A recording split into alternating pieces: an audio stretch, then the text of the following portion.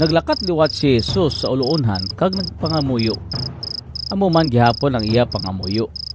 Pagkatapos nagbalik siya liwat siya sa mga sumulunod, kag naabtan naman siya nga sila nakakatulog kay natuyogid sila. Kag sangin pukaw niya sila, nahuya sila kag hindi sila kabalo kung ano ang ila isabat sa iya.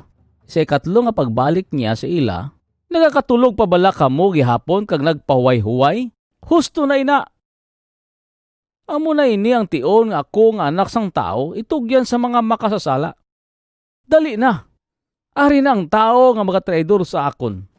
Samtang nagahambal pa si Jesus, nagabot si Judas nga isa sa 12 ka apostoles. Kaupod niya nga madamo nga mga tao, may dala nga mga espada kag mga inuglampos. Ginsugo sila sa manugdumala nga mga pari, mga manunudlo sang kasuguan kag mga manugdumala sang mga Hudiyo. Nakasiling nangadaan ang traidor nga si Judas sa mga manugdakop kung ano ang iya sinyales. Ang tao nga akon halukan, amo ang inyo ginapangita. Dakpan ninyo siya kag dala nga ginagwardyahan gid sing maayo.